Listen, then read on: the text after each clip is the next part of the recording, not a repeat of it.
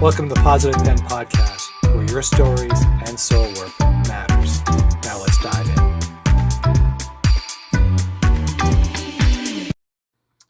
in. Good afternoon, good evening, whatever you're at. My name is John Ronaldo. This is the Positive Pen, and we are here to talk about stories, soul work, and Substack, or your creative outlet to tell your story and so forth. A couple things I want to touch on, and before we get into the show. One, we are getting close to the time period where I'm going to be taking off for about a month. Due to a bunch of other things I'm working on, some other projects, including the Ciao Bella. We're still working on the campaign. That campaign closed, but we're still receiving small donations if that's an interest of yours. We're starting to work on the September's book launch. That's coming up here too. June was really successful. A lot of people were engaged. A lot of people were good. And a lot of authors, independent authors, saw some sales coming their way, which is awesome. And I'll share the stories when I have an opportunity. Other things is the Remy story is coming out still. Remy, he's experiencing some of the grief and death, and it's all new to him. And he's trying to figure it out, And so he's trying to figure it out. He's trying to understand it. So he's going through that process as from a dog's perspective. And there's more things coming down the road here about Remy and his story. So we're going to start, I think there's about 17 chapters in total, and then I'll pull it off the Substack, and then I'm going to do a full edit on it, and then hopefully publish the rest of the book down the road. So yeah. Today's story, there was an article that I put up post. I wanted to touch base on that because I thought that was kind of cool. And sorry, I got to pull that up. A little fragile this afternoon due to a bunch of other things going on outside my life. It's been pretty fun. It's the one that's called I Asked One Simple Question and the Answer Changed Me. And that was something that I put out there from a writer's perspective of the challenge that we all receive. Sometimes, we're on Substack and really don't feel like anybody's reading us. People don't feel we're feeling seen enough. And, it resonated to me, and I published this. And the cool thing about that, I published a post, I think a few weeks ago, and I got a lot of responses out of that. And from there, I took individuals' quotes and I added them into the article because it was really a community effort, which was kind of cool to see, and everybody kind of like working together. So that's been posted today. So if you want to go and look at it, it's on my timeline. Feel free. Another thing I've been doing lately, which has been sort of a throwback almost, call it flashback, and I've been bringing back old stories. I wanted to say a different word, I can't pronounce it right now, but I want to bring other stories up, like individuals that I interviewed and past stories that I wrote about and so forth. And today I'm reliving Rediscover Vancouver, which was a book that I produced over a couple years ago. And my God, I can't believe how long that was. And so I'm kind of like going through the diary of the journal. And it was interesting, this period of time where I was kind of quit Substack for a little bit. I did 100 days with 100 inspirational stories, and I did that. And I took some time off and didn't know what was my next move on that. And I was traveling through Vancouver, and I was like, you know what, I'm going to start writing about my stuff. And that's what I did. And then it became a book. And then I actually found my voice in this series, which is kind of cool. it got really more personable, more raw, more honest, more authentic, and I just felt more me coming alive in this book. So if you ever want to know where I really started how to write, is really when I started writing Rediscover Vancouver. That's where I really began my voice. That's where I began to find my voice, I should say. So that's out too. So I've been doing that lately. A couple other things. I've just been working on a couple other projects here and there. So the month of August is mostly I'm going to be traveling a little bit, and I also kind of want to take a break from the podcast part of it. It does get a lot on a person. Not that I don't love doing it. I do love doing it.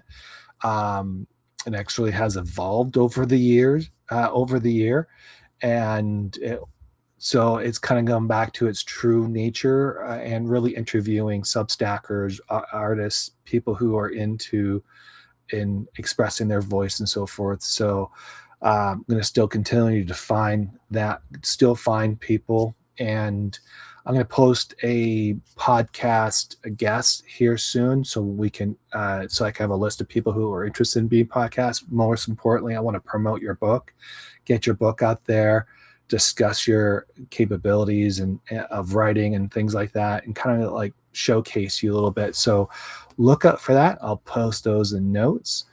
And again, also the book funnel or the launch of the book will come out September. So I'm collecting names, and I think that's going to come to a finalization here soon.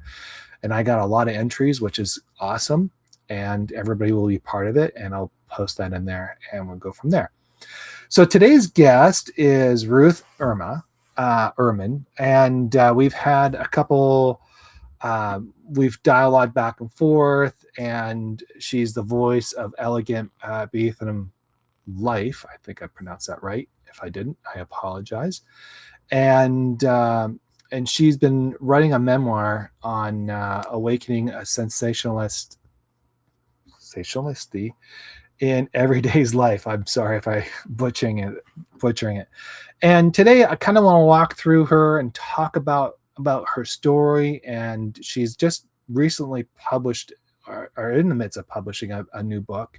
And I just saw a copy of it. So that's going to come out, and we're going to talk a little bit more about that. And, what I would like to have you guys do is, if you have any questions, please feel free to add them in there and we'll try to put them in the show. In the meantime, I'd love to bring you back in. Ruthie, sorry. I'm having a tough day having a conversation with myself. So welcome. Thanks, John. Good to be here. Yeah.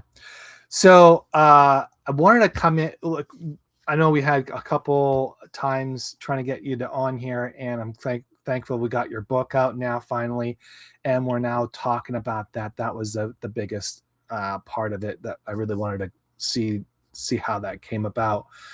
But let's start with your story, and why are you writing what you're writing, and what was the purpose behind all that? Well, it probably started when I was like 9, almost 10. And I remember sitting in class and writing my first essay.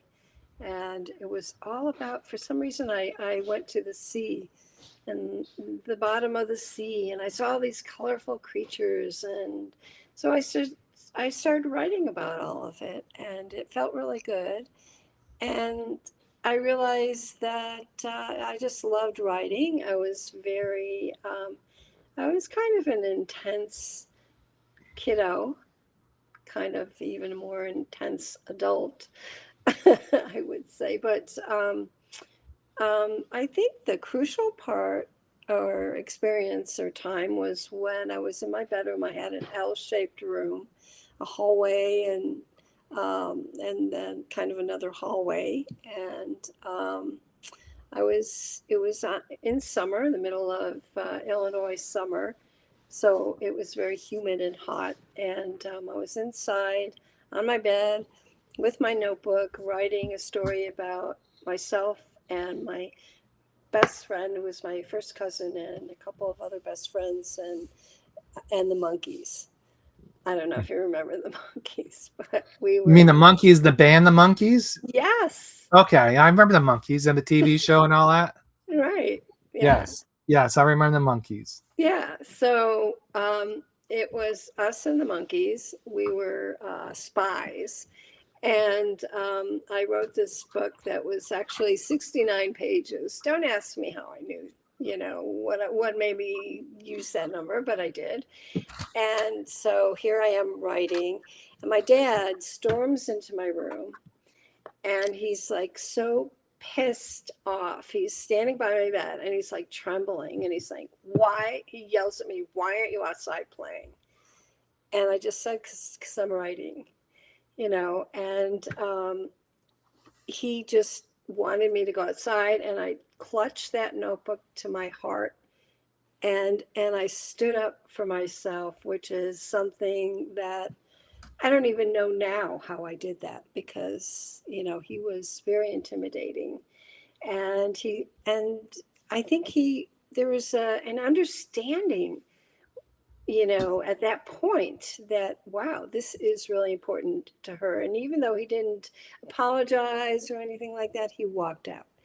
He didn't slam the door, he just walked out and closed the door. And so that was the beginning. And I just always took my writing with me. I mean, I write in my head constantly.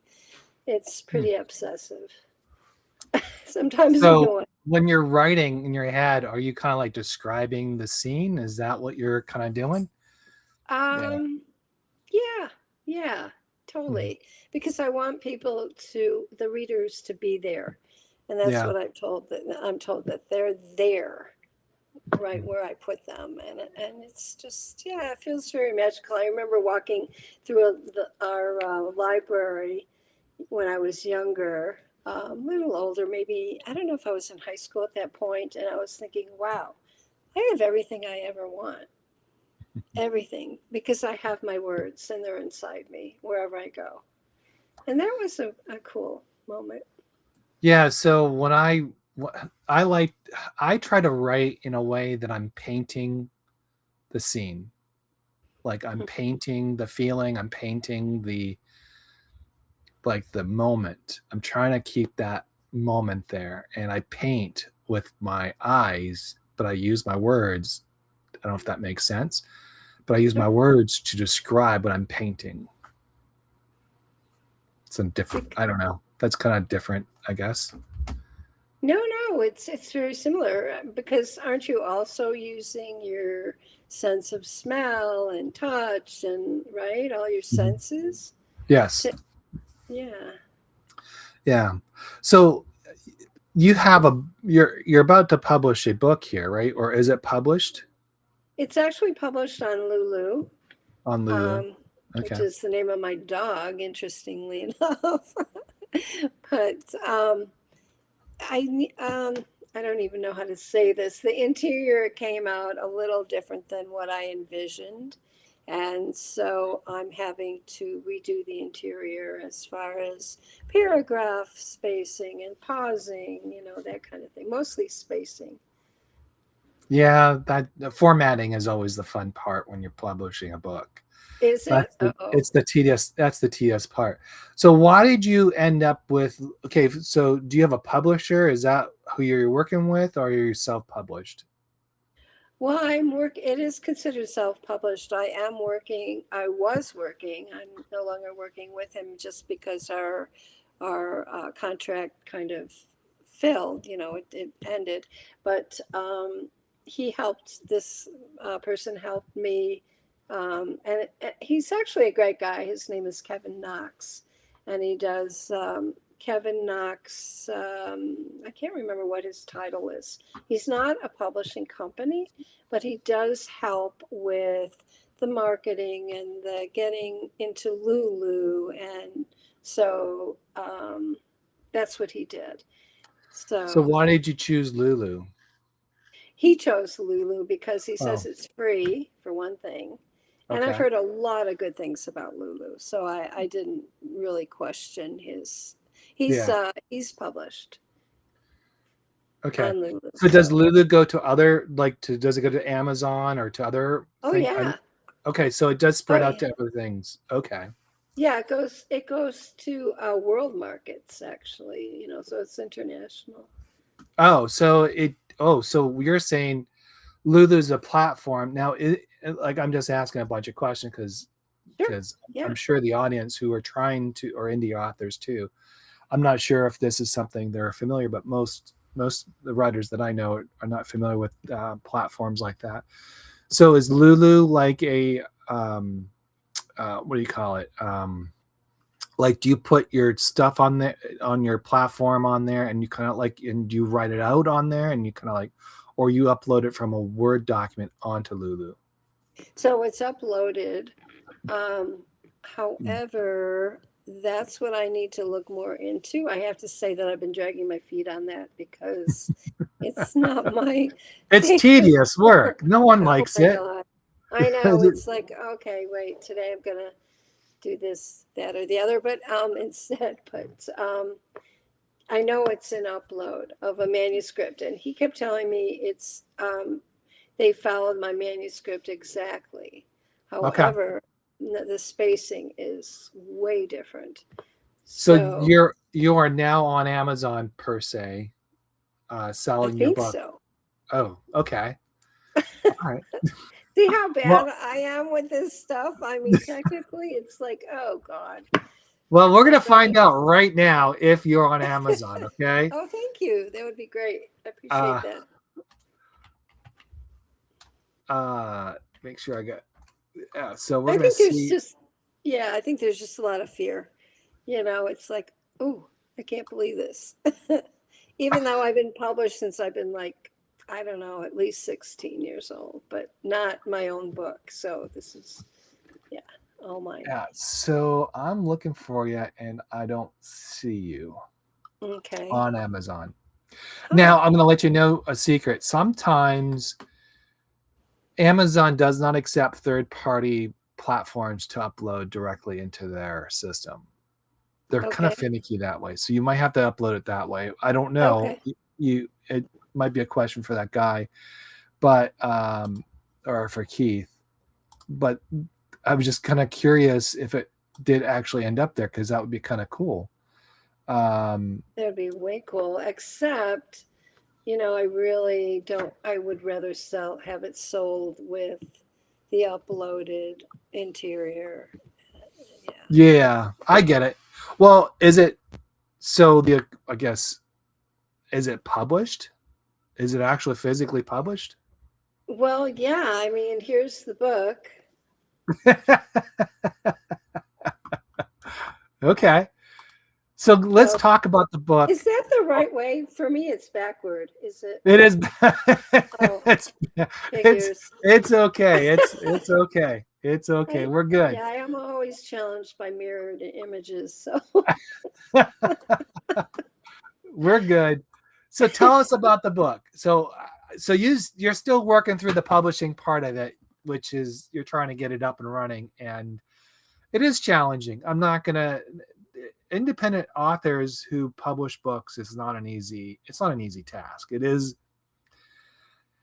just because you did the writing, that's the easy part. The hard part is formatting, getting things together, and then it's the constant, like, once you've done the first edit and you're working through the formatting, then it's like, okay, you got to put it down for a day or two, and then you have to go back to it, because sometimes the formatting doesn't always because I do it on Word, and I have my own template that I've used for years, and it's been okay, but it's kind of like outdated, and when I upload it to Amazon, it doesn't like the Word, it likes the PDF side.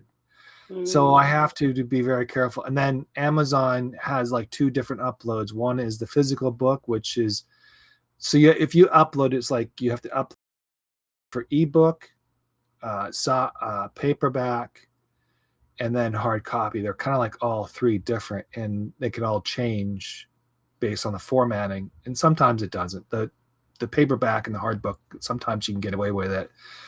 But the ebook, you have to go use their formatting to do the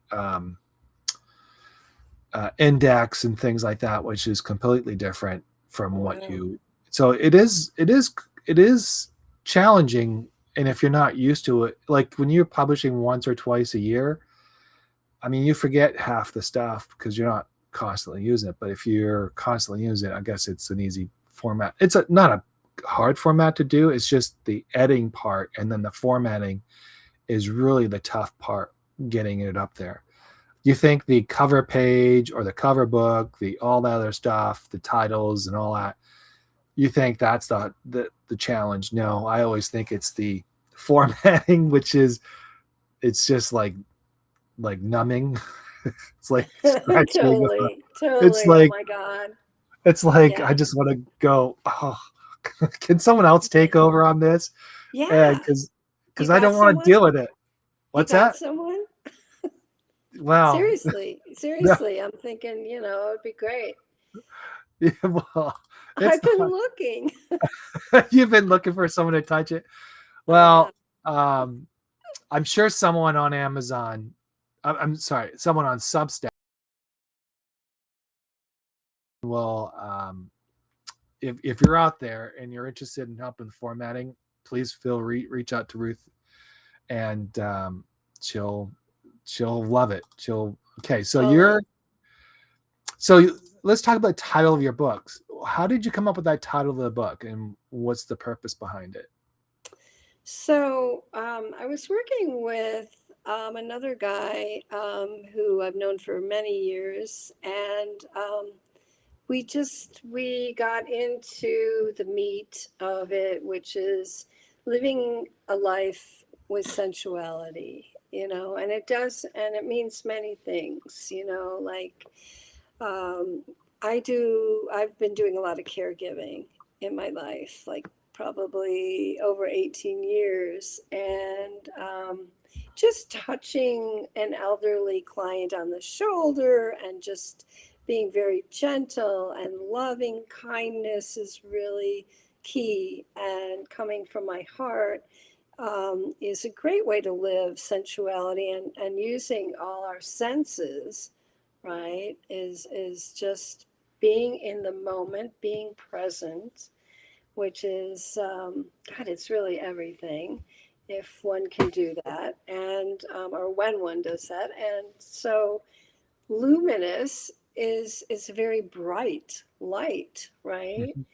And touch can be meant in so many different ways, touching of the heart, the soul, the body. So luminous touch, it just went well together, and the awakening sensuality in everyday life fit as well. So you say you were working the as a caregiver. Now, what kind of caregiving were you doing for the elderly, or is it mostly general? Mostly for the elderly. Mhm. That's how I began, and working for a couple in Denver, Colorado, and I worked in their home. And I started with an hour on the weekend, and it turned into 60 hours a week, and Wow. some So sleepovers. so the book, so caregiving really spawned this book, right? Is that what I'm understanding? No, not really. I actually have a book on caregiving as well, a memoir Okay. that I haven't put out yet. I was being a snowbird on the Big Island 4 years in a row with my second ex husband.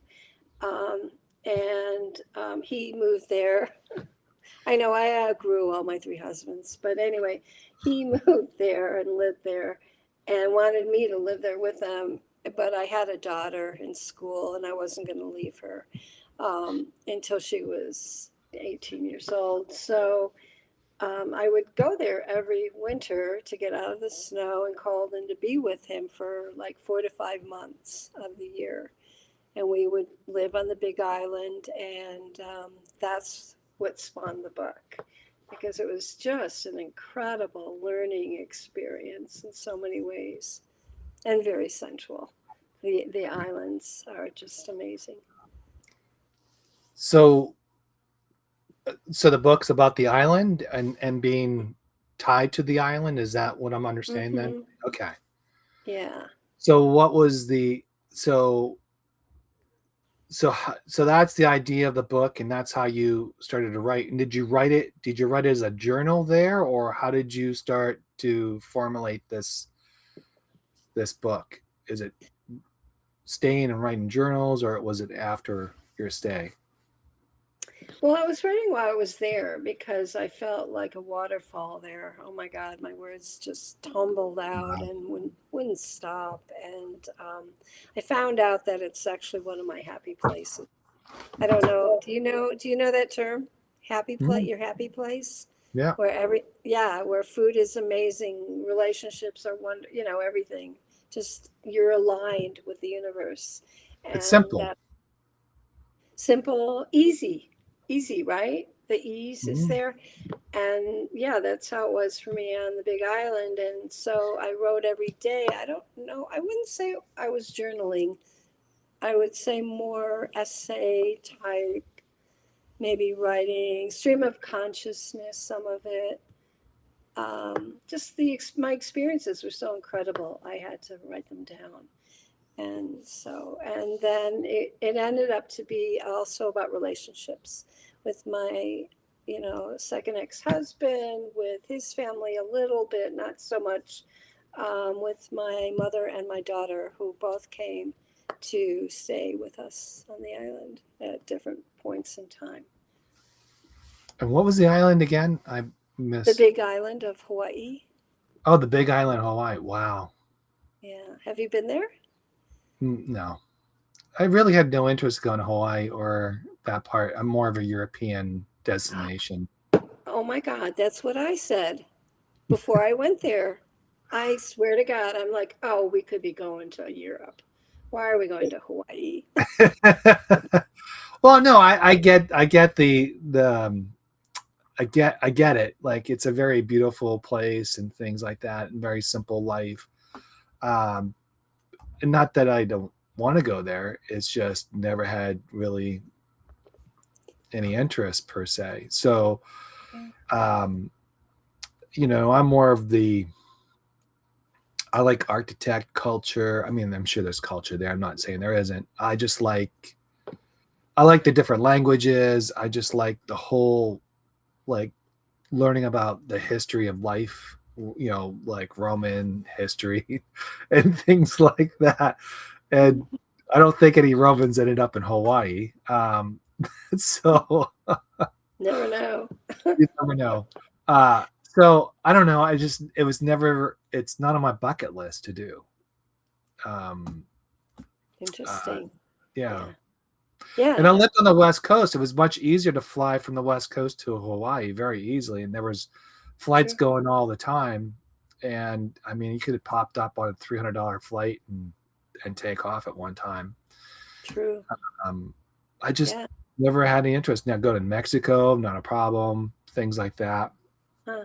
I've been Funny. to Florida several times, and even the Caribbeans, I really just don't have much interest there. Like I not that I don't mind the beach and all that. Just more of an activity person, I guess. I don't know, like walking, looking at Hmm. things. Yeah, Interesting. Yeah. yeah. No, my feelings exactly. I'm actually half first generation American. Okay. So I'm a European as well, and I'm way more attracted to Europe. But there was just something when we got there about the air, about the plumeria flowers that scented so amazing. And it just, yeah, I can't really explain it. It was more of a feeling, right? A sense, Yeah. a feeling. And that's, honestly, that happens when you're in the right state of mind and you're in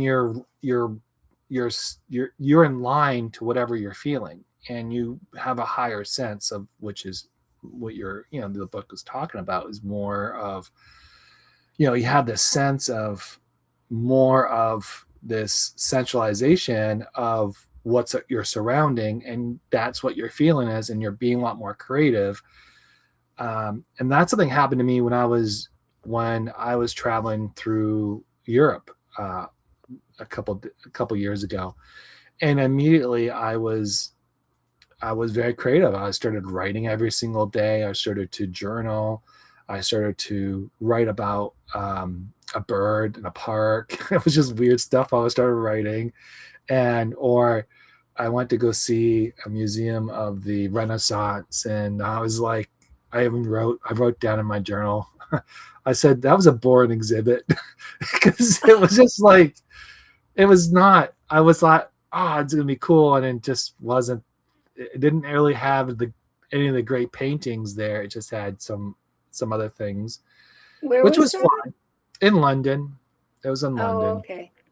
and then but I wrote about it, and it was free. Don't get me wrong, it was free, and it was not a problem. I was enjoying myself. It was just carefree type thing. And then I got to the wall that they exposed of the Roman Empire, and it still sits in London. And I was looking at it, and I was like, wow, that's pretty cool, because that's like 2,000, 3,000, 2,500 years ago or something like that, which is pretty cool.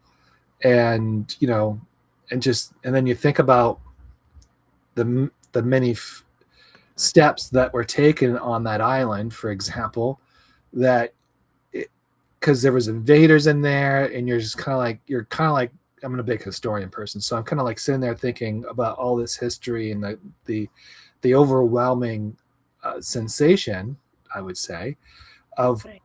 of the past, and how the past brought us here, and I kind of think through that, and it was kind of cool. Like, but when my point, where I understand what you're saying, because when you're in that creative state where you don't feel captive, I guess you are a lot more creative, and you are more willing to write than you would normally do. Like, I don't I write better in the morning time than I do in the evenings, because I'm Interesting. not consumed with a bunch of crap. Putting it mildly, right? Yeah. Yeah. So there you go. Yeah. Mhm. Yeah. Oh, wow. I've been to London several times and I don't recall that wall. Yeah. Well, the Wow. London Bridge, I think it's the London Bridge, that was sold a couple to another. It was a London. Someone told me the London Bridge was sold. The original London Bridge was sold, and it went to Arizona. Whoa. Yeah, and they put a That's new kind London of Bridge. strange. What, I mean, to a place, to a desert? No, it's called. I think the place is called Lakeside, Arizona. I can't remember what it was, but Huh. I was like I was reading on it, and because I was like, "Whoa, the London Bridge," because obviously that's where the song came from, and that's Falling where, down. yeah, all that. And then you get to learn that the original bridge was all wood, and it was from the Romans to help with the Romans, and going back and forth. And then they kept going, they kept building it, and then I think they built a permanent structure, and that was lasted for like almost 100 plus years. And then it was deteriorating, and then they wanted to sell the bridge, so someone American bought the bridge like in 1960, something like that, Wow. and they picked it up and shipped it off to Arizona, to a place where they needed a bridge, and they wanted it, and now it's like an historical landmark there. Yeah, Huh. so Interesting. that's the story that I was told. So I don't know how true that. I didn't follow on the Yeah. facts. Yeah, I thought that was kind Yeah. of cool. Yeah. Very cool. Yeah, Wow. Things you learn, right? Every day. every day. Yeah. Yeah. So I mean, I could see that. I mean, you could. I guess when you don't have the weight on your shoulder, you're more free to write. I don't know if that You, feels. yeah.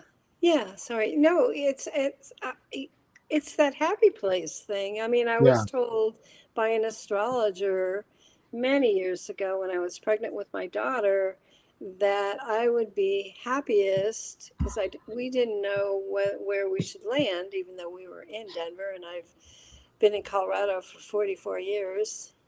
So he had said, "You'll be happiest west of the Rocky Mountains." So the Big Island is west of the Rocky Mountains. I'm actually moving west of the Rocky Mountains very shortly. Oh yeah, where So are you moving to? Oregon, where my kiddos are. Oregon. Mhm. Yeah.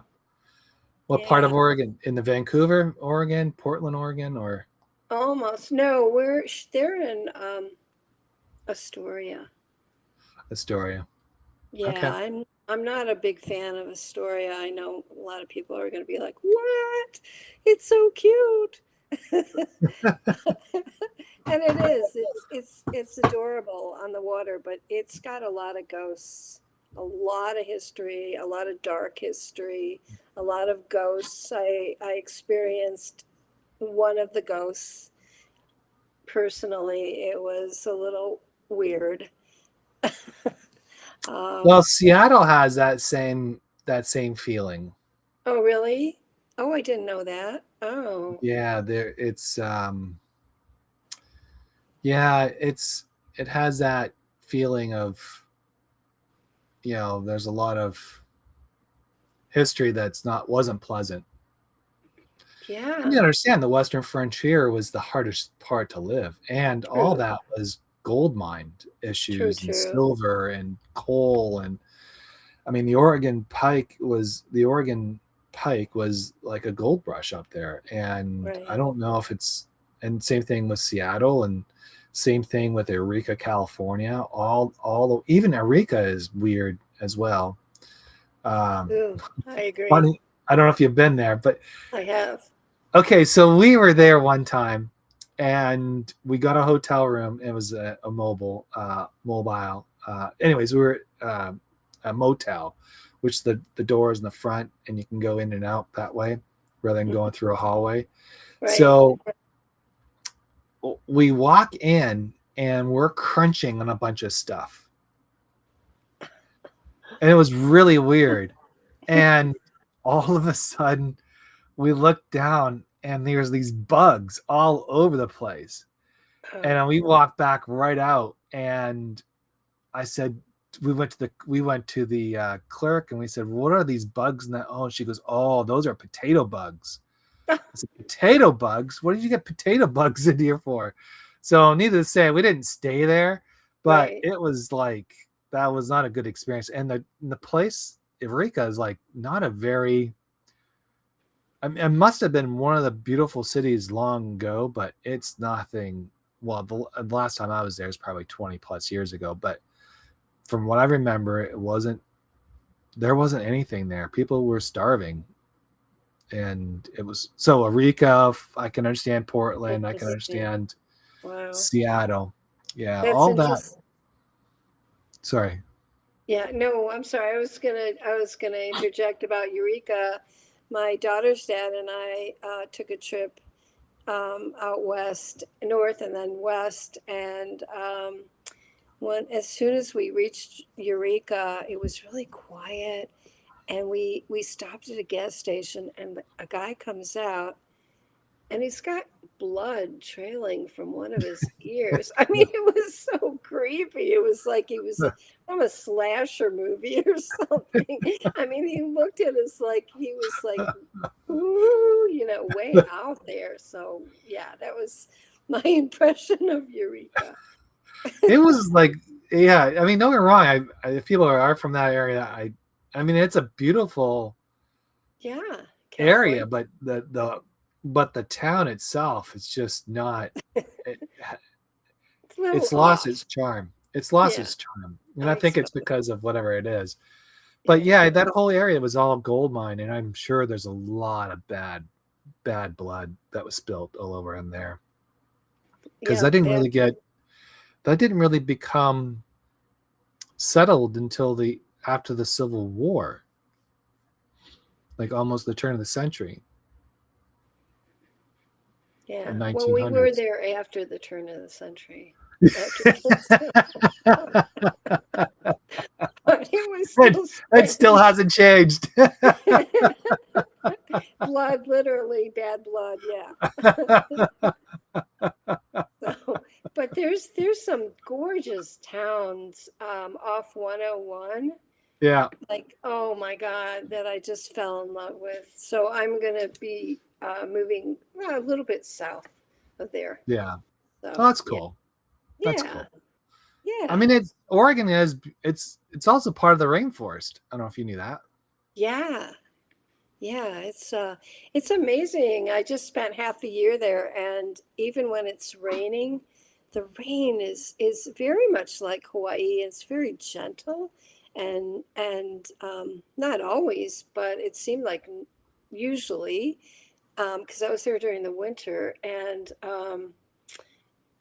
I could be outside walking in it, and it was not a big deal at all. It was, yeah. Yeah. When I lived in Vancouver, it rained like 365 days a year plus leap year. and, and it Is just that all? that's I, I remember our coach. It was just today. It was like it was in this in winter, and it was like ice storm. And he's like, "You need to go for a run." And we're like sitting there, Coach, come on, man. We're this is the cold. It's not gonna be fun and all this. And he goes, "Well, are you waterproof?" And we like, of course. And then you can run. And we went for a run, and Whoa. it was a hard run, but there's days when it does rain there. Like you said, it doesn't feel like it's raining. It just feels like it's touching you. And that's a Yeah, difference. very Yeah. misty. Yeah. And then out here in the West, here on the East Coast, when it rains, it rains. I mean, there's no mist. There's no Right. gentleness. It's like storm or like, Thunder, lightning. or Yeah, yeah, it's like, it's going to rain. It's going to flood. It's going to be stormy. And you're like, and there's yeah. tornado watch. You're like, what the heck? Right. Where are you? I'm Michigan? in Pennsylvania. Yeah. Pennsylvania. Oh, wow. I Yeah. haven't been that far. Yeah. Huh. So yeah, this is like your phone goes off, flood watch till 10 o'clock tonight, and that's literally what's happened today. Oh, And I'm fun. like, and then it's like it's sunny outside. And you're like, how does that gonna happen? Like it's beautiful outside, and then 5 hours later, it's just like the Torrential. gods open the skies, and it's just coming down. Like holy smokes, everybody's Wow. taking cover. Yeah, Well, so that was Colorado is similar in a way. I mean, they say that if you don't like the weather, wait around for 10 minutes. And because oh my God, sometimes it'll be 30 degrees and the next day 70. And mm, I'm kind of so over that. I mean, in Oregon, I noticed that it's very, I can't think of the word. So it ranges from like 50s to 60s, sometimes 70s. That's the high. So mm, I love that. It's very temperate. That's yeah. what, yeah, and I like that. It's more predictable. It's easier to plan things, and yeah, it doesn't jolt your body. So you're when are you officially launching your book? Boy, that's the question of the year, right? I mean, it's officially launched, I guess. I don't know. Yeah. I'm not in a way I'm not up with all that like Yeah. launch. What does that really mean, right? Well, it means it's up and published and people can buy your book anytime. It sounds like you're still editing and you're still formatting, I'm which, not Yeah, I'm not editing. It's all edited. I did that like oh, 3 okay. million 27 times, but and someone else did 3 too. million 27 times. Yeah, at least, right? But Yeah. but yeah, the format is what needs to be changed, and but they could probably order it now. I'm That's how great I am technically. I don't even know. Yeah. Unfortunately, I don't see it on it's not on Amazon. So, Yeah, that's interesting. Well, I'm going to have to contact. I did contact Lulu several times and haven't heard back yet. And they have no phone number, which is very convenient for them, of course. So, uh, yeah. So I think it might be stuck in your Lulu thing. okay, yeah, I think you're probably right. Yeah, because if I can't, I'm gonna Google it so you can, if I can Are find you it. looking up the title or my name? Yeah, the title. The title. Oh, actually, hang on a sec here. It did show up on Amazon. No, Oh, no, it got pulled. Oh no, it's right here. it got pulled. No, No, no. I got it. It's right Okay, here. you got pulled. So I got pulled. So here it is. Whoop, where did you go? Whoops, sorry. That's okay. We're gonna. Well, I don't know how Oh, to. magic. Wow. There you go. There you go. There's the book. So it is on Amazon, Cool. and Well, it's now I wonder who did the, oh, they took it from the back cover. Looks like. yeah, that's the Oh, cover right there. Yep. wow. I wonder if anybody bought a copy yet. I don't have the data. You have the data for that Yeah, one. sure. You would But think, right? yeah, So that's her book. It's on Amazon. You'd have to put the title in, make sure you got the right spelling of her name and all that. I'll make sure it's part of the summary when I post the show. Thank you. But yeah, you're welcome. So it's out there, and you're saying it's also elsewhere too, right? And so it is on Amazon, Yeah. and Yeah, it's you're on supposed to Sub. I be. see the Substack. I don't see it anywhere else other than Amazon. Okay. Yeah. I don't, that might be something I need to do. I'm not sure. And I have a question for you, actually, John. Okay. So Sure. I talked, the initial guy I was working with, Jared, he mentioned that my picture should be on the back. What is your, because for some reason it didn't get put on, and I'm wondering about that. On the back cover.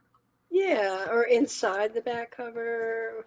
Well, usually it's on the back cover, your Right, picture, okay. and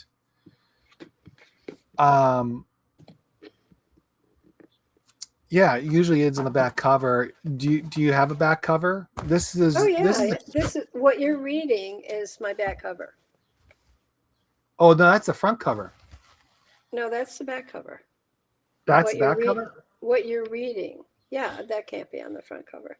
Oh no, man, this is the front cover. That's the front cover, and then what you were reading, set on the lush and magnetic big island of Hawaii, that's on the back cover. Right. So what I'm saying is usually, so this is an ebook. So this was sent. It was done on Kindle. Okay. So Kindle will only have the front cover usually, and I don't know how you're set up in Kindle, but I don't see a hard copy on this. I don't think there was a hard copy, just the paperback and the ebook.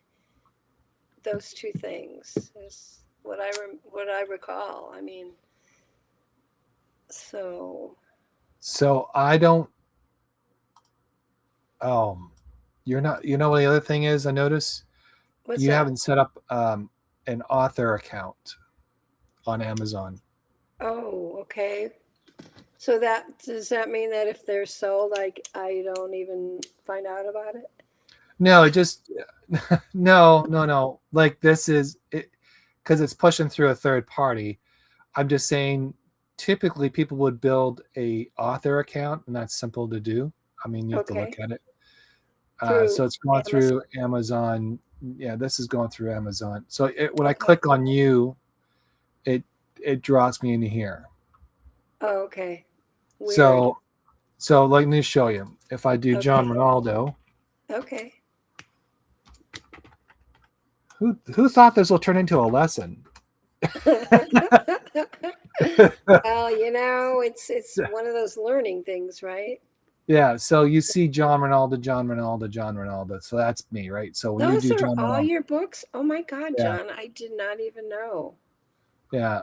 You were that so Oh, prolific. Whoa. So if I did John Ronaldo, if I click on that, it will jump on the author page, and this will Okay. show all my books. Oh, how many do you have? So these ones, this one, the Chat TDP. I was experimenting with Chat, and I was just playing around with it, Hmm. and I was like, how hard is it for them to build a book? So And there's so complete chat? yeah, that's all Chat. Like I put a question in, and I know it sounds weird. I said, how Wow. did you X, Y, and Z? And I was just getting some questions, and I was just playing around with it. And I thought, well, let's see what happens. And that started. And the reason why I started doing that was because my stepfather, well, my not my stepfather, my father-in-law was diagnosed with cancer, and it was pretty bad. So Mm. I dived into ChatGPT and I said, how do I take control of my cancer? And it took a series of things. Actually, it's a really popular book for the most part, and that was something that yeah, I started to work through it, and he started to do some of it, and actually some of it, I don't know if it worked. It didn't work, but it really changed. It was really strange because we took him to the hospital, and all his vitals changed. It was in a positive direction, not a negative direction. So what we were Oh, doing was, and it was all discretion here, people. It was all experimental, and he had nothing else to lose at this point. So, right. and so we did what we can. It was like nutritional stuff that we did. It was some of the other kind of treatments that most people wouldn't take. We took ivermectin was the other thing we did. Ooh. There was ivermectin. There was a bunch of stuff that we did to help him, and it actually was helping. He was getting a lot more energy. And then he went back to the hospital, and they took him all off that, and they basically said, "Yeah, you're gonna, basically, you're gonna die. So we're gonna take you off all that. There's no point." And that's what happened. Oh, he passed. Yeah. But what we Oh, did for him helped a lot. Even though he's just, the other thing, the reason why he wasn't willing to drink water, and ooh. when you're sick, you have to drink a lot of liquids, no Even matter when you're, what. yeah, Yeah, even when you're well, yeah, oh yeah, yeah. I right? mean, don't drown yourself because there's a point where you drown yourself, but you do need that thing. But that's so it started off with that book, and then Wow, I interesting. then I was playing around, and then I was like, how would I turn $100 to wealth? And they're just fun things that I was doing. Yeah. And that's why I did that. And then how to be happy in 30 days. I did something like that. And then the other one was this one. Um, how to lose weight without, you know, health risk using ChatGPT. So I know that sounds weird, but it was a total experiment. Published those 4 books. It was easy. It was quick, like 96 pages, and that was done. So that was that. Have you had sales? Yeah. Mhm. Yeah. Oh, you're giving me some good ideas. Yeah. Uh, This sold, the cancer one sold really well. It still sells. Oddly, wow. strange enough. I wasn't. Yeah, I put it up there. And I mean, don't get me wrong. I'm not. It's not a rich scheme. I just posted it as a way to. And Amazon doesn't like that you're trying to cure cancer, because that's, you have to be very Hmm. careful about that. Yeah. So that was that. Yeah. Yeah. Wow. Yeah. But you can do that with so many things. And I heard Yeah. that I don't know why, but I heard that any AI books, um, you know, are not selling because people think they're trash. Well, I I mean, I'm not. When you look at my books, you're actually you're. I mean, I do identify as a Chat TDP. Like, I'm not gonna lie. And this was done 2 years ago, I think it was. Oh, wow. Okay. So it was like really early on. Yeah. Um, yeah. So it's not like it's not like I did that in, To you fool know, people. to fool people. I actually specifically stated it was from AI. Full disclosure. But I was just Cool. trying to see. I was just playing around. I was like, I think I was bored. Well, like I said, it started off with the cancer treatment because I was trying to figure ways to to help his health. Yeah. And I was looking at different things. I was researching online. I was using ChatGPT. I was using some other things, and then it started to create this. It started to have all this wealth of information, and I was like, "What do I do with it?" And I was like, "Well, I'll put it into a book and see if anybody wants it." And that's what I did. I actually got a bunch of books and I handed it out to people, and if they liked it, they liked it. Didn't, whatever. I mean, yeah. I mean, it was I don't know, just a fun way to see if how AI can create books, more or less. And that was a thought process. In the end, that's what I thought. And I thought I'll do more, but I don't. I'm not interested in doing more of those. Yeah. Did you have chat format it too into a book? Because somebody told me it No, could do that. it can, but not no, because what it does, it takes away your words. So, for Oh, example, not okay. like I think it's a limit. There's a limit. Like it doesn't do a full chapter. Oh, It tries to condense your work. okay. So like it kind of, I don't know how to explain it. Like Yeah. it, It's you could almost like it doesn't have any kind of like people. It has no what am I trying to think of? Um, oh God, totally. It's ran out of my brain about not having any patience to read. you know, AI. yeah. Uh, So it you know, figures, that's what it wants to. Yeah, people want I think so. AI, attention where span. if AI wants, I mean, the best part of AI, it helps you with some of your editing and grammar and spelling and sentence structure. That's a really Right, good tool part of it. right, But if you're going to sit there and say, I'm going to write a chapter and help me write a chapter, what it does, it kind of goes on its own. It kind of takes its own liberty, Ernie. if that makes Yeah, sense. yeah. It And then you totally does. have to, and then it's just like, it's not really who you are as a writer. It kind of puts you in a position where you have to go back and start editing and like, oh, this is not the way I want it. So it will make suggestions and it will kind of like it will push you where you need to be. But it's sort of kind of like, yeah, I wouldn't use it as gospel.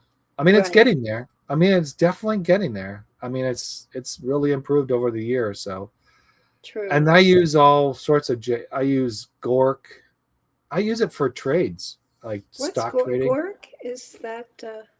Gork is from Elon Musk, right? He Oh, has that's what I one. thought. How? What is that? GORK? No. Yeah, .com. Okay. I think I used that a couple times, but I since forgotten about it. And Google has its own. It's called Gemini, I think it is. Like Oh, yeah. so I That's like I great. would so I use that. I use Gemini to help me with stock trades. So for example, I'm doing a deep dive. It helps. It just populates it, and I don't really dig a whole bunch of stuff. Then Uh-huh. it gives me resources to kind of go and check them out. And then I use Gork to kind of like um, set it up, and then I kind of get going on that, and then I set my day up for trades that way. And it teaches me. It actually educates me how what should I do, what I shouldn't do. I mean, Whoa. I've gotten really, I wouldn't say great at it, but I mean, I've gotten really good. I'm no longer an amateur at it because I was trading for like 5 years, and then AI helped with the strategy. It helped you with the terminologies, why you don't trade, why you do trade. Helps you with the understanding. Hey, and it also it does not predict the market as well. It kind of You have to understand stock trading a little bit to really give the right questions to it to Okay. kind of generate. It's the prompts are what really drives AI. And then there's Claude, which is another version of chat, but it's I don't know what I haven't really used that one. And then there's a bunch of other ones I tried, and so far I stick to like two or three because they're all kind of getting to the same. But Totally. Yeah. I do use it for work to help with summary emails, getting the answers out quicker, and versus that. I mean, it you know AI, it does help stream a lot of your day rather than chasing Hmm. stuff. So you're not constantly trying to figure it out. So there's that. I mean, What do you do for work, John? oh, I'm in sales. Yeah, Oh, I'm okay. in tech. I'm in technology. Yeah, Oh, you're in technology, yeah, I'm in and this technology. stuff baffles you. What, AI and all that? No, No, actually, I not AI, book publishing. well, book publishing is a little different than what a tech because you could go zeros and ones. The hard part of it is trying to understand, like, because you so on Amazon, when you post your book, it's not always lined up, so you have to go through a couple phases of getting your formatting correct, and that takes time. Uh-huh. Then and it's tedious. I hate that's just so I'm tedious to sure. get there, Yeah. and sometimes it takes couple weeks to do it because you're kind of like getting frustrated, you walk away, come back, and then you kind of get it solved. um, and then there's I used to pay someone to do it, and sometimes I wish I still do that, but it's $500 a pop for them to format. Wow. Okay. It's not cheap. And Yeah. when you're not selling like hundreds of books, like you have to at least sell about 1,000 to 2,000 books to even break even. Oh, wow. Okay. and and everybody's a publisher today. Nothing Yeah. wrong with it. It's just there's a Yeah. lot. You're in competition of others, It's a and different market. right. Well, you're in competition when it comes to publishing. You're in competition with the big, huge retail publishers who have years and decades of networking. They've gotten proven record of when to publish, how to publish, and they got the publishing houses. They got it all, right? So Yeah. when you go to them to publish, they've already sought you out. They already found that you're an interesting person. You're doing this, blah blah blah, and then they kind of go ahead and they um, they'll give you some money, but those times, those opportunities don't really come to fruition because you got to think about it. There's some people who've submitted books to a bunch of publishers and they get no responses, or Mm. it's like, or if you do, you go to a boutique publisher and you're paying them to do stuff, and then they don't want you to do, they want you to do the marketing. Right. So there's a lot of like indie authors. That's why I say to indie authors is that the best thing for indie author is to collaborate with each other, because if we're collaborating with each other, then we're pushing each other's books. And if we're pushing each other's books, because not one reader is going to be a library of one book. It's going to be True. multiple books, right? They're going to pick True. a bunch of books, and that's why I do the book funnel strategy every quarter, because it's the best thing that you could do for indie authors, and it helps promote them. It gets some sales. I mean, it's not great sales, but it gets some recognition, it gets some stuff, and it really gives back to the community that's given you a lot in return. So it's like it's a reciprocal Yeah. relationship. And, sometimes it'd be best to autograph your books to those ones who are readers and kind of do that. And then you could do that in different ways.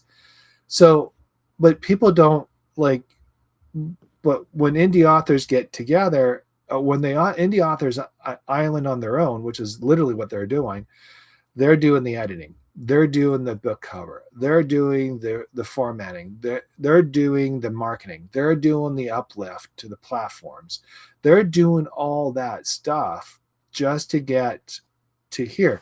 Even though they wrote a book and it might be the greatest book ever, this whole other end of it, the back end part of it, is the monster. Yeah. And it can take consuming amount of time to get there. In the publishing world, they already got pre-sales per se, or they gotten a bunch of readers or beta readers already lined up to read your book or read a summary of your book, and they're able to get that turned around. And then once your book's launched, guess what? They're immediately hitting all cylinders on reviews to pump the book up and get you going. And so like the first 24 hours is probably the crucial amount of time to get that up and going and hitting your list and all that kind of stuff. So it's interesting in the sense of how we all go about marketing. But I look at it this way: if we're able to do it together on Substack, there's 35 million people on Substack that reads our stories, one of our stories. And if we just get 10% of that, and we all are all working together. So if your book launch comes, we do a quick promo, we get all that out and going. And then each person's launch becomes easier as the years go by because we're all primed and ready to go on how to do that. And to get there is like a lot of challenge. Because not everybody's in line. Everybody's busy. Everybody has different. I have a life outside of Substack. I'm sure you do, and spending time on Substack 24/7 could be very time consuming. So, it's but a the best. rabbit hole. What's that? It can be a rabbit hole. I go down. Oh, absolutely. Yeah, absolutely. It's a rabbit hole. It's just fascinating. And I have to say too, it's interesting that everybody and their uncle is migrating there now. Have you noticed? I'm sorry, I missed that last part. Everyone and their uncle are migrating there now, and I won't name any names, but there's some very well-known actors and whatnot, and I'm like, oh, really? I don't know. It just kind of, for me, it puts a dent in it. I don't know why, but it just kind of does. Yeah, I get that. Substack, honestly, it was one of the areas that nobody knew. Right. And you can go on there and create a whole entire new life. Right. And nobody knew you, nobody cared about you. All they did was support. And they still do today. They're very supportive, they're encouraging. They love your creativity, even though it might be the horrible thing you wrote. They'll still put praise. They'll still encourage it, which I love because it encourages you to keep doing what you're doing. Builds confidence and all that. That's awesome. But now there's this black cloud coming in, and it's like you're saying, these celebrities, these politicians, these pundits, they're coming in there and they're occupying our space. Mm-hmm. And I don't think, and I've going to be honest, anytime I see a pundit or I see somebody who says certain things, I will mute that account, or sometimes I'll block it because I don't want that to be part of my feed. Yeah. Because I can go to Twitter and play there if I really want to go there. And if I really want to stir up my family, I can go on Facebook and cause a bunch of problems there. I mean, I got places to go where I want a chaos. If I'm looking for chaos, I got places to go. But Substack is your sanctuary, and your sanctuary should be the place of peace. It should be a place to come in and just have a dialogue. And I don't care about whatever the background you got going on, because I think that's noise. I care about your character, your willingness to make this a better community. What do you got creatively that's making you a better person each day? How are you helping other people? Really, that's what I'm looking for. And how are you inspiring others? That's more and more what I'm trying to do here on Substack. Yeah, yeah, that's very worthy. I mean, that's exactly how I feel as well, to be inspirational. And one new writer, she says she was on, I think, 3 days, and she says, "Well, I don't know. I feel like I'm writing into the abyss," and I'm thinking, "Whoa, 3 days!" And she had like almost 200 hits. So I thought, well, that's a Wow. lot. I mean, I'm lucky to get three. Well, you see, sometimes I don't know who that person is, but sometimes people come in and they dump their list into Substack or upload, That's it. and so Okay. they get an instant Yeah, lift right off the bat, and they get thousands of right, people there, blah blah blah. And right. I don't know. I think that's not authentic. That's just pretending to be better. And I don't. And Substack is not like that. Substack is not about the number of subscribers or the numbers, whatever, because it will show in your data or in Sure. Yeah. your numbers. Your open rate will go down, your engagement will go down. There's a whole bunch of other things that go down, and then what happens is Substack will kind of punish you for doing the shortcuts. They don't want you to have shortcuts. They want you to grow Hmm. authentically. That's why they did this whole. I don't know if you heard the article about the AI, and they're now you can go click on someone's newsletter and see if they are using AI. If it's authentic. Yeah, but that's not always gaugeable, right? Because somebody checked one of my articles for AI and said that I used it and I didn't. It's like, well, where does this come from? I don't know. Well, yeah. So the AI part, I mean, I use AI. I'm not gonna. I use it because I'm dyslexia. I have dyslexia, and sometimes the Mm. pronunciation of words, and I don't use them properly, and things like that. I kind of mix Uh-huh. words up, and that's just me. Yeah, I noticed you did that with my title Yes. and my So there, name. in your name. So I do that not intentionally. I do that because I'm I reading forgive too you. fast. Well, thank you. And I just laugh because I just chuckle because I'm like, here we go again. And it's okay. And I'm not Yeah. ashamed of it. It's so I use AI for grammar checks and make sure my sentence structure is correct. Uh-huh. But I think don't we want to be? I mean, well, you see, I paid for editors, I paid for readers, I paid for all these people to double check my work before. What's the difference between paying AI to help me my True. grammar or an editor? What's the Yeah. difference? Right. Right. I mean, is there a difference? It's another pair of eyes, right? In a way. Yeah, and that's quicker. I mean, I'm not saying like I said earlier, you can't like if you have AI do all your work, then it's not really your voice. Now Right. you can train it Totally. to be your voice. There's a way of doing it, but if you it's your stories, it's your words or things like that, and AI is assisting you along the way, like a ghostwriter, like an editor, like a reader or a beta reader or someone who's reading gives you comments, then I don't see the difference. I don't. And then if you're going to scan someone's article, and if you're that person who's going to go on and scan every's articles Mm-hmm. just because you're a purist, and I laugh at you if you're doing that, because my thing is, wait a minute, you're scanning people's stuff, but you're on a platform that's built on AI. You're using a computer that's built on AI technically, because Right. you're That's you're yeah. you're probably using an email like a Google or a Word. That's all AI.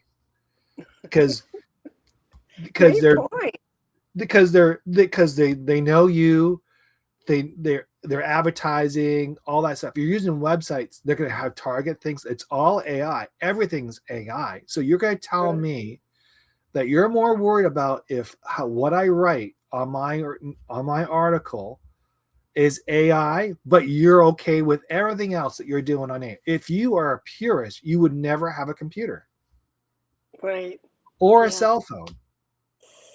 Yeah.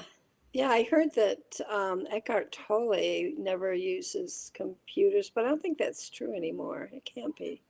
He's Who? too Eckhart Tolle. Oh, okay.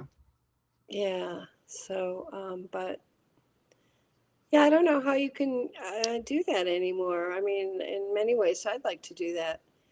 You Well, know, get yeah. yeah, Well, if you lift off the grid, that's a different story. And you can use pen and paper then. But I mean, it's just it's it.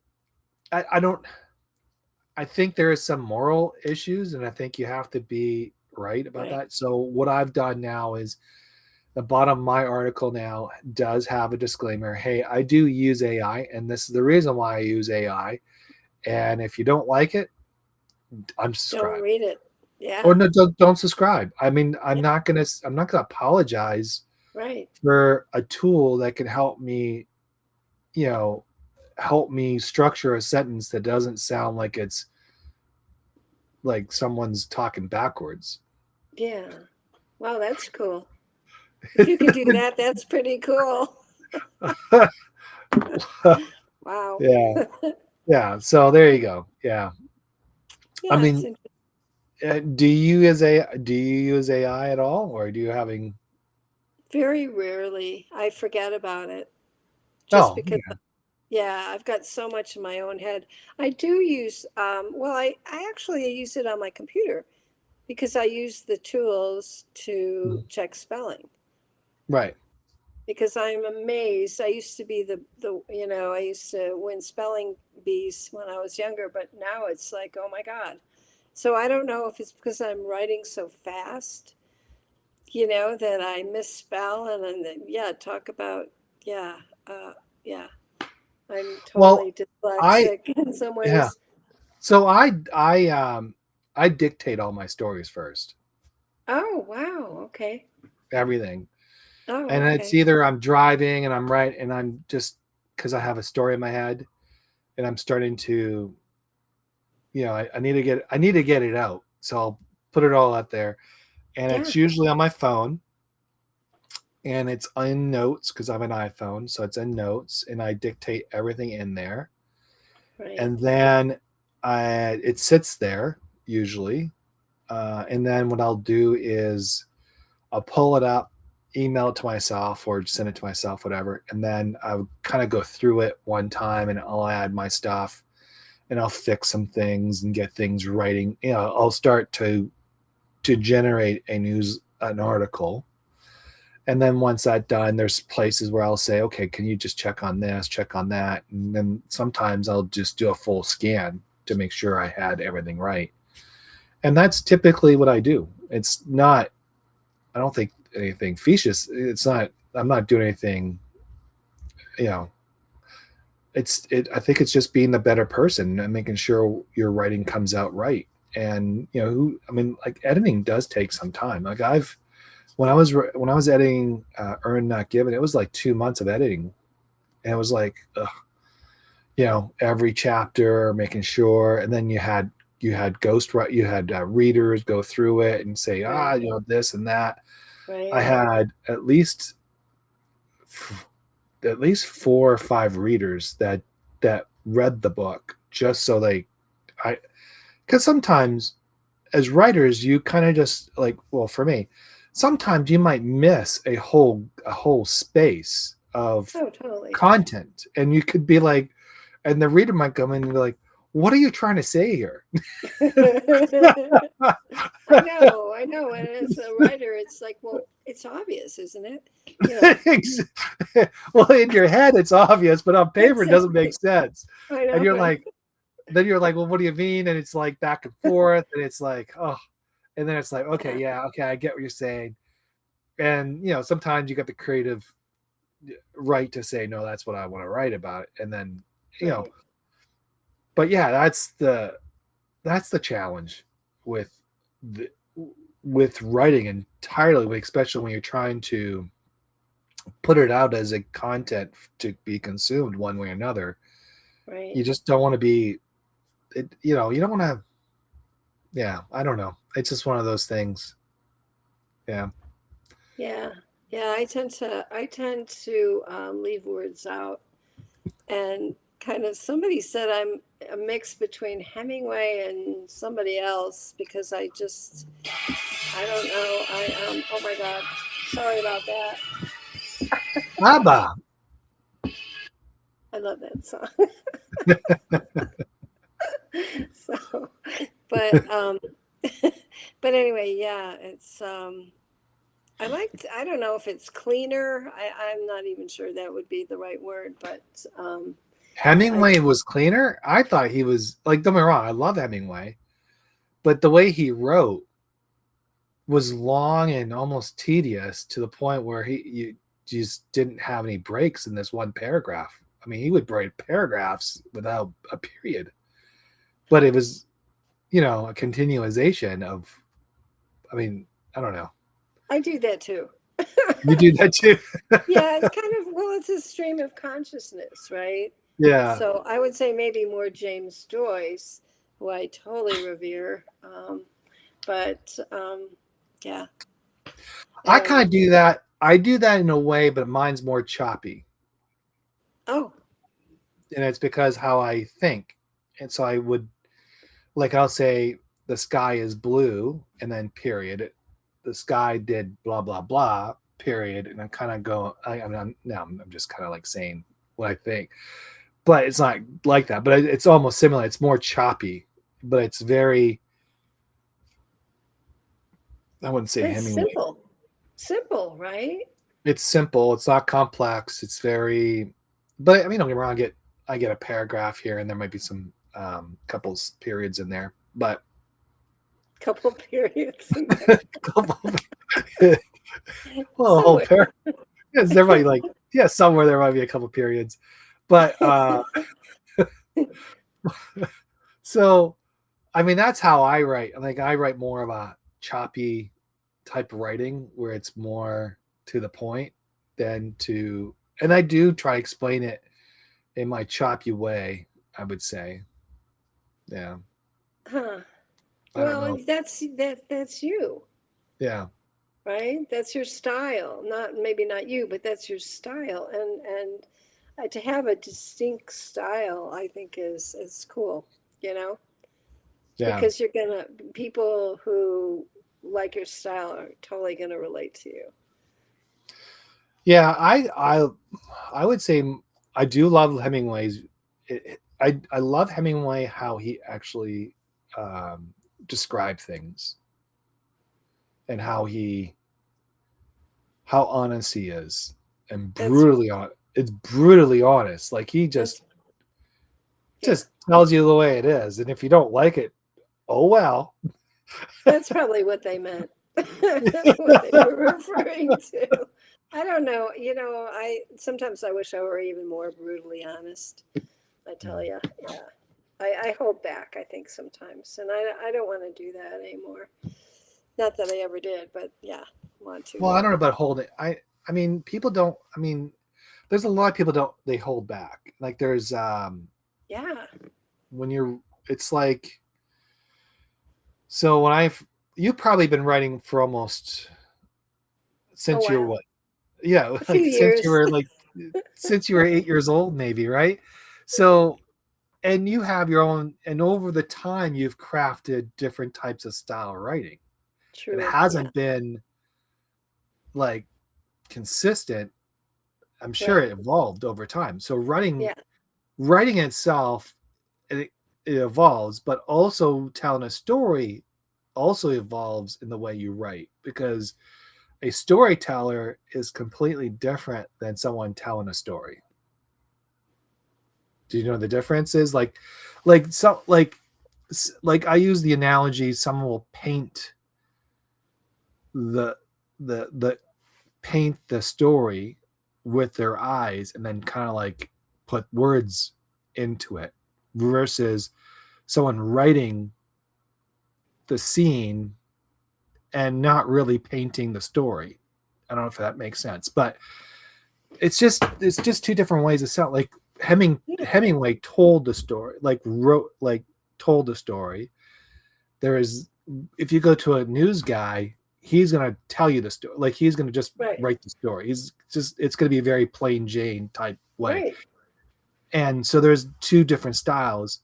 And like Right. when I was writing, when I was younger, it was more choppy and a lot more, Personable. inconsistent. What's that? Personable. Personable. Yeah. It was like whatever. And then when I wrote my first book, it wasn't really my voice. It wasn't really me. Huh. But when I got to just rediscover Vancouver, that was I found my voice. Then I found the storytelling, and I was like, oh, I really love how I'm putting this together. And it was like more, I wasn't struggling anymore. I don't know if that makes sense, Wow. but I wasn't struggling to write. It just flew more. It just flew out much easier. And then it started to carry on to other books, and it was much easier.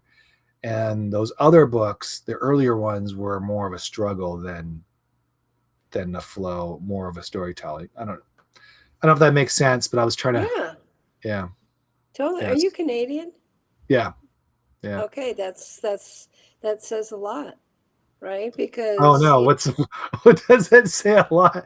no, I mean what you were saying about about the way it flowed, because you were engaged, your heart was engaged, your soul was engaged because you're Canadian. So writing about Vancouver, writing about Canada, just was home to you, Yeah, right?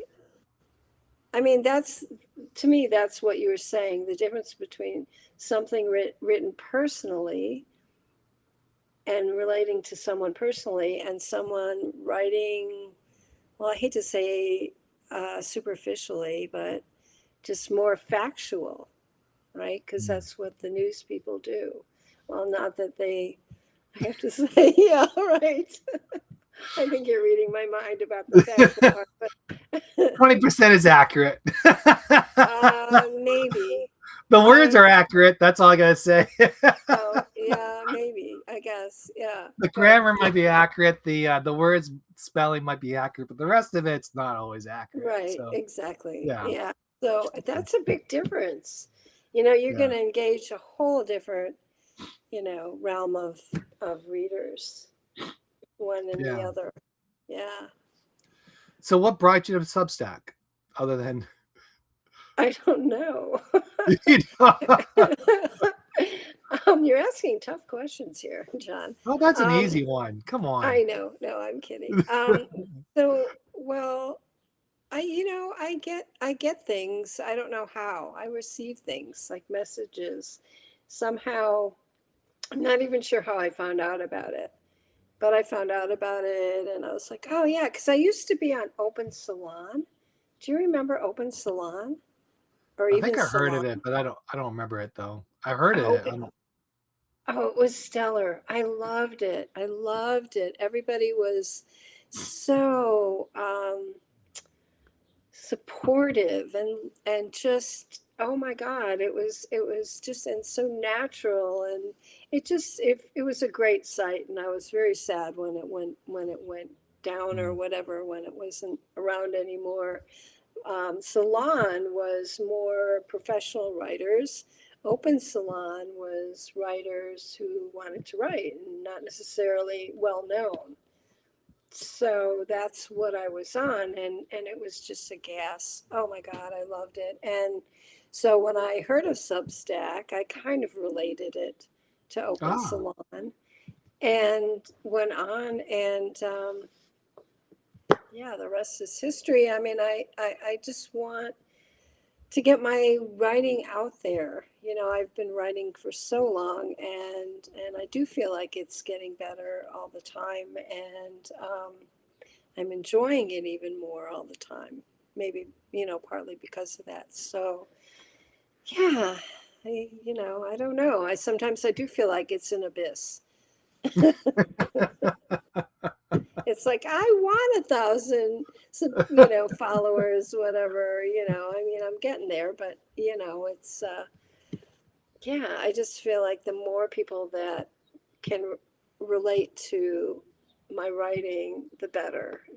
Just to create this understanding between human beings, and Yeah. you know, so I had better engagement. I was around 500 people. nice. Yeah, Not I'm that, getting there. not that, not that I don't, not that I'm not grateful for what I have right now. I'm very, very grateful for it.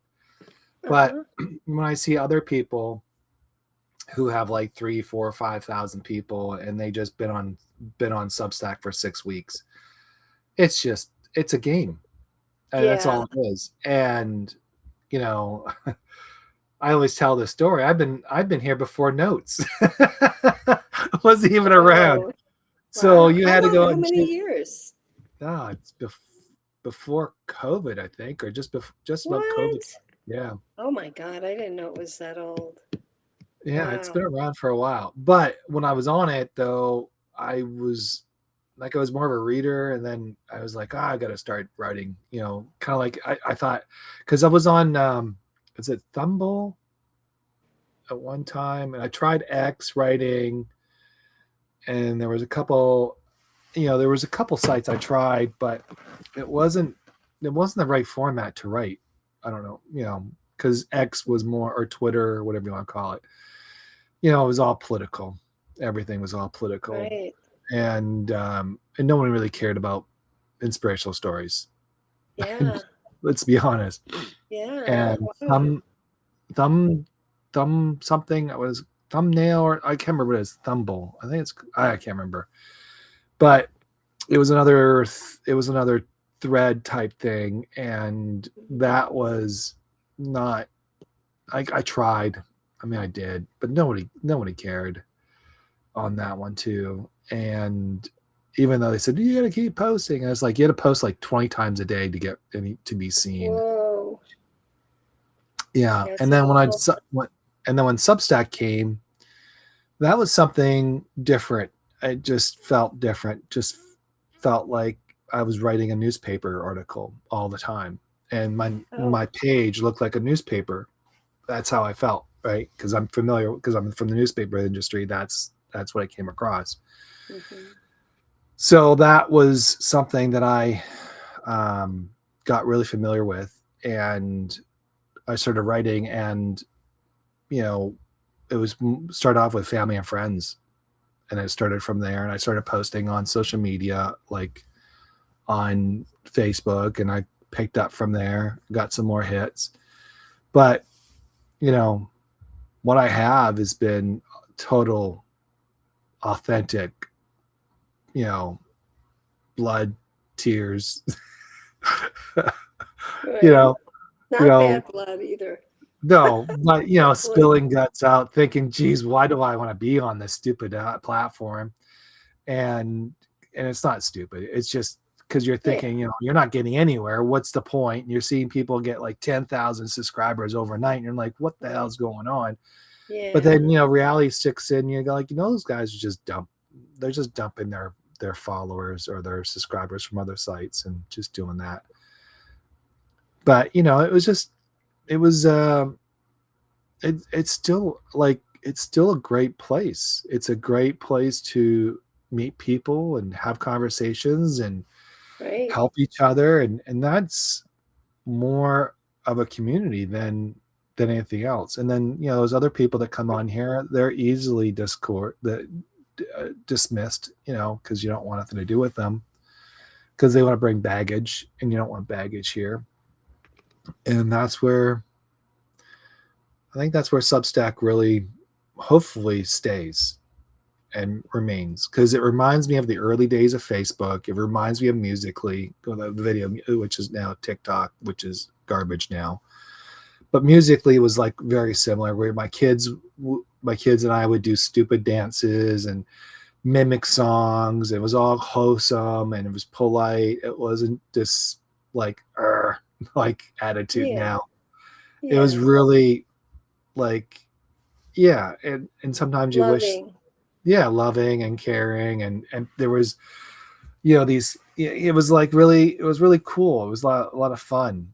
And, I think when corporations take over and you got stock traders or whatever, and they just change the way it is. And Yeah. just, it hurts. It hurts. Just, it hurts.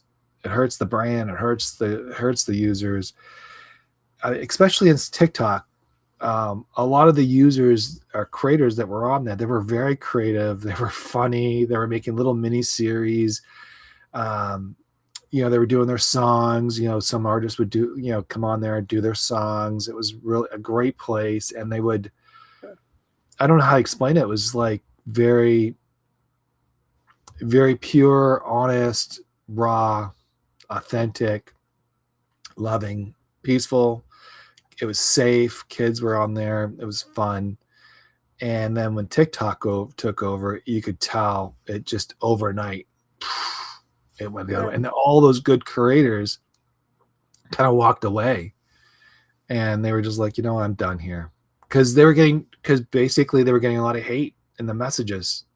Wow. And when you're reading all those messages and all that hate, it's just, it's hurtful. And and if you're a person with, a creative person usually has more feelings than someone that doesn't, who is not creative.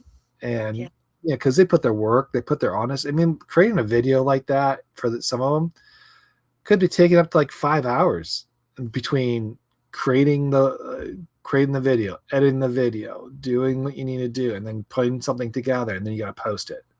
That's Similar what I to hear. there's a lot of work. And same thing with us.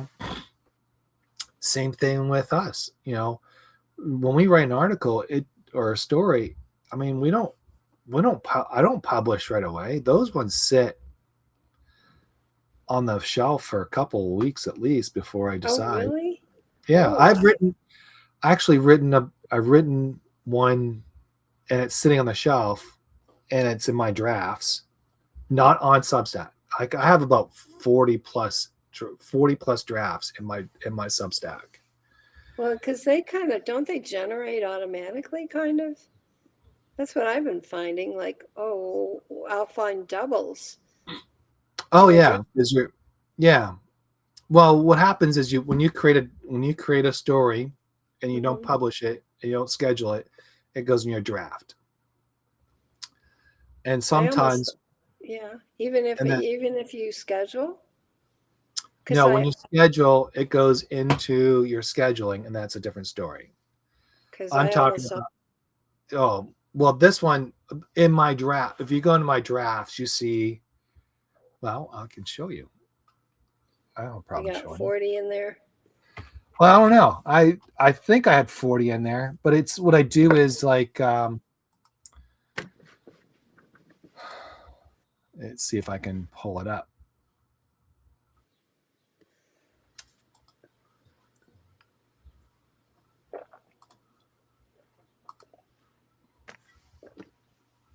So I don't know if you can see this. Oh, there it is. Yeah. Those are all drafts. So these are all drafts. Oh my goodness. Or there might be, I create templates. There's 43 in there. Wow. And then I published already 700 plus. I have like 21 scheduled. So what you do is, these ones. Do you schedule every day? I schedule out. I'm already out in September. Oh my God. But these stories have been hanging around for over a year. Oh, geez. These stories have been written maybe, like, for example, like you could tell the difference. You know how you could tell the difference? I'll tell you how you can tell the difference. I'm sharing my secret, people. Hope you guys like it. So these ones were scheduled these was written almost 2 years ago. So this is one story these were like my inspirational stories that I was creating for 100 days. So I was creating these ones, and then I kind of change it up. So this, and you could tell that the format changed because this is no longer is my format and my thing. Oh, okay. And I so like. I wanted to kind of get rid of, and that's the Huh, TikTok. So I wanted to get rid of, huh, not get rid of it. I wanted to start scheduling these ones that are a little older out of my drafts into a nerd, uh-huh. just to get them out. Sure. Yeah. And if you go into my new ones, you can see, well, this is Remy's chapter 11, people. This is coming out Wednesday, so you're gonna have a quick preview. So this is like more of the schedule, and I'm going through this quickly, and you can see that I changed up a little bit of it, and I changed the format. Yeah, see, that's the format's been Uh, changed. So those, the older ones, I'm trying to push out now, and I don't know why. Like sometimes I might write something that's really hot that I'm wanted to say, and right. that was, so like for example, I wrote about this one, and that one, um I wanted to write that one, so I put that together and I edited it and all that kind of stuff, and I got that out the door. And I pushed another story out of that one, and I pushed it out, and I put it in my drafts. So it's somewhere in my drafts now. Don't know which one it is, but so sometimes I have stories that I'll publish out throughout the year. So for example, I will have a bunch of stories. As far I one time Substack used to be able to go, so I'm out in October. So Substack at one time Yeesh. you're able to do till a year. Now you can only do 3 months in advance. Wow. Yeah. I'm lucky to get 30 days out. But because that was my goal with the notes. I thought, okay, I'm going to do 30 days. I'm not quite there, but I'm getting there. Right. But So yeah, that's what I do with Substack. Um, just well, I schedule ahead, and usually 3 months. But in that 3 months, I might write another story about something. yeah, And so, for right. example, I'm writing about I write I'm so I'm writing about a story about joy, and it was contentment,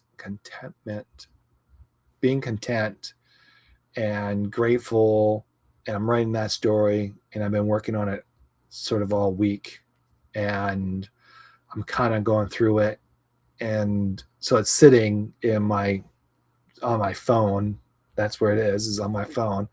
And I'm kind of going through it and kind of like adding what I want to add, and then I'll put it together and I'll post it on there. That's what I'll do, and then I'll Wow. see it when I schedule it. So yeah.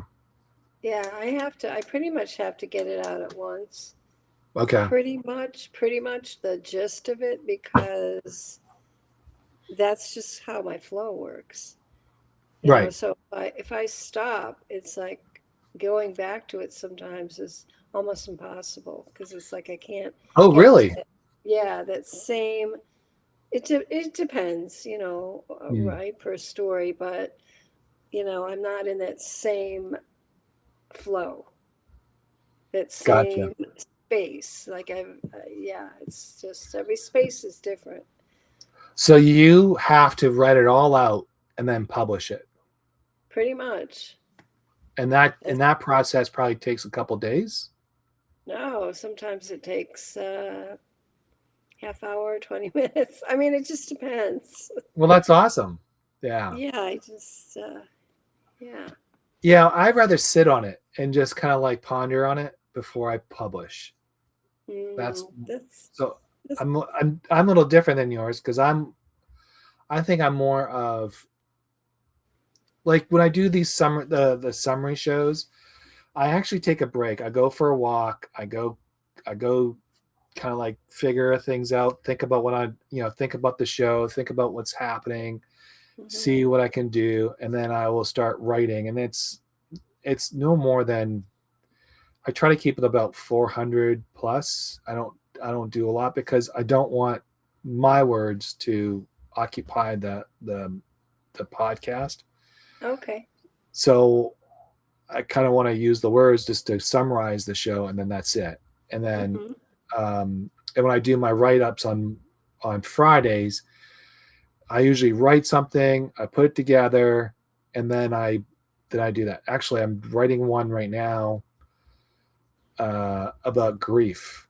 So I wrote about a guy on TikTok that I've known for years, and one day he was showing something about his wife, and trust me, I did not know he had a wife because he didn't really display that or didn't make that part of his content, which is fine, you know. Yeah. Yeah.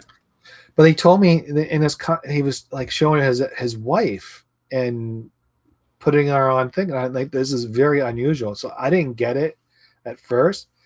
And then I found out she passed away with cancer. Yeah. And it was really quick. And I was like, wow, that sucked. And Yeah.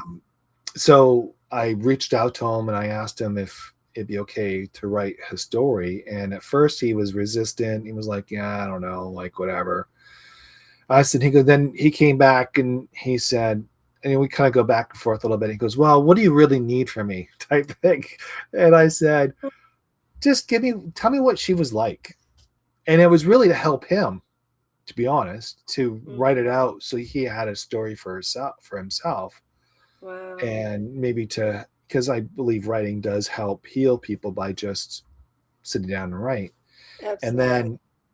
And then he wrote a very beautiful memory of her in a lot of ways.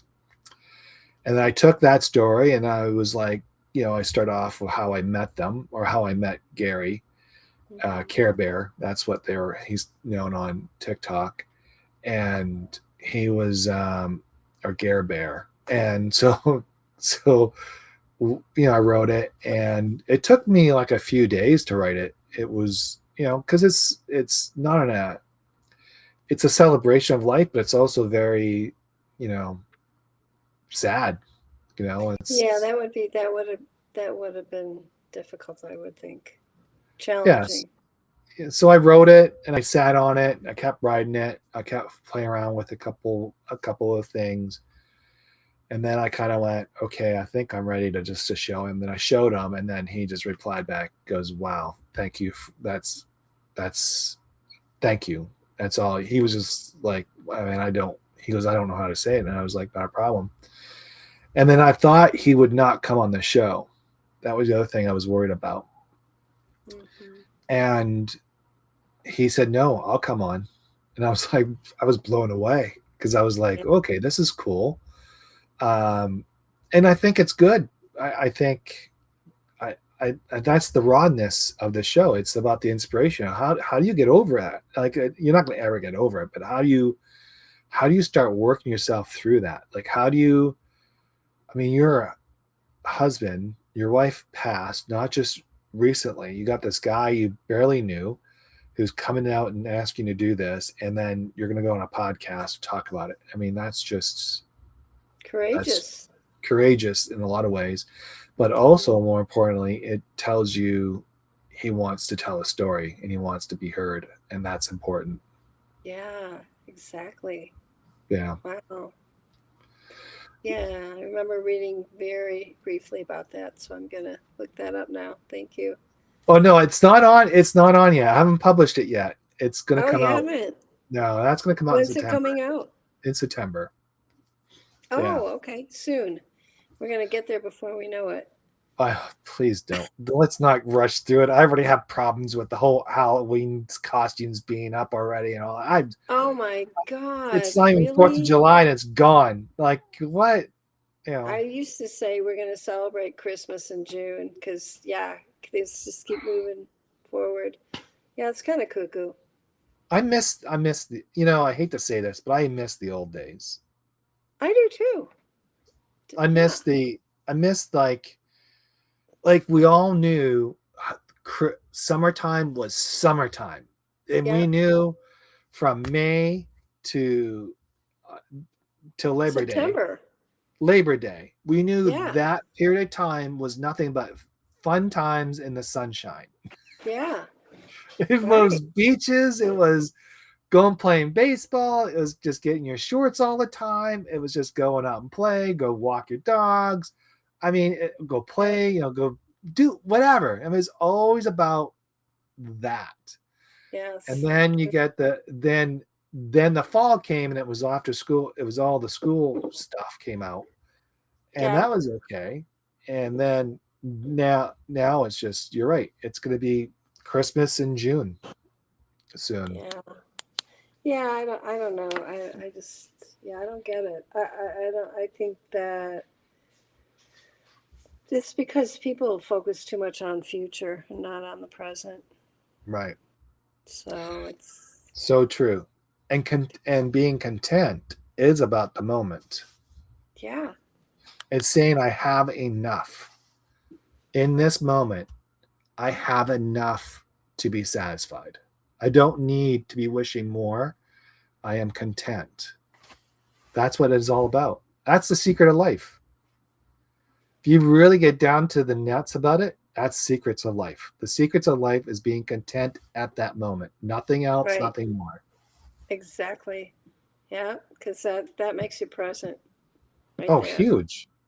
And I Yeah. I can and I can tell you stories how many times I thought about this, comparing that person to myself, and why am I in this situation and they're in that situation. It doesn't improve your situation. It actually hurts your situation by thinking that. And Oh, because you're in a yeah. victim, because then you're in a victim mentality, Right. because you're Totally. always a victim. Like, why this? Why is that? Well, the why is not about why it's happening. Is the why is, why aren't you doing about it? Why aren't you being the better person and just living with what you have and moving forward with what you have and trying to plant that seed today, and so it grows Yeah. down the road. That's the Yeah. true part of it. Just You know, being yourself, right? Just being yes, authentic and true. right. Yeah. And that's what's about, and that's what's about Substack. Substack is completely all about that. So, Yeah. Yeah. Although we did briefly talk about starting a new one, which I still think about sometimes. It's starting a new Substack. yeah. Why is that? Just because that one's getting kind of crowded, like you said about the space. Everybody taking up that space. Of course, if it's successful, I suppose that would happen to that one too. But I don't know. I just a thought. I had, you have these epiphanies every so often, right? And I had actually a name come to me, and it's like, whoa, that's an idea. Okay. But yeah. So how do people get to you on Substack? What's the way to get to you? So yeah, it's the the Elegant Bohemian at Substack.com. Um, yeah, yeah, I'd Okay. love to hear from you, Yeah. audience, right? So what's the lesson learned throughout this whole process on your publications and all that? What's or learning how to about your what are the things you want to pass along to other people? I would say that it's really important to have community and to have support and to ask for help and to have help. I mean, I've had some really good people with me, and I don't want to say behind me because they were really with me, and yeah, I think it's so important because it just feels so overwhelming, right? Oh yeah. So Shelly Grossman, I think I said that right, said she can help you with formatting. Ooh, wow. Oh, I So love it. I'll connect you to, so you're connected. So Okay. Is that IE or Y? it's Chellie. Shelly. Is that how you Oh, say with that? a CH? Okay. Yeah. And Grossman? Grossman. Cool. Oh, very cool. Oh, thanks, Shelley. Yeah. Cool. So thank Oh my gosh. you. That's our closing. What? Well, What'd thank you you say? very much, Ruth. Oh. Ruthie. Is it Ruthie or Ruth? Legally it's Ruth, but my friends decided I'm more of a Ruthie, so whatever. I'm Okay. okay with both, finally. All right. Fair enough. I want to say thank you for everybody for joining today. Thank you very much. Go check out Ruthie's Substack. I'll have her linked in the bio when I'm all, or in the comments and the summary of the show and all that. That will be coming out later tonight. So and her book will be in there. I'll make sure that's part of it. In the meantime, thank you for being here. It was a pleasure. And see, it wasn't that hard, was it? It was a lot of fun, John. Thanks. Fair Great enough. dinner conversation. And I want to say thank you to everybody else on here. I see Bridget, Carl, Shelly, Jay, Wendy. Thank you for coming on and joining us on this podcast. Appreciate it. Yeah, thanks everyone. Very cool. Aloha.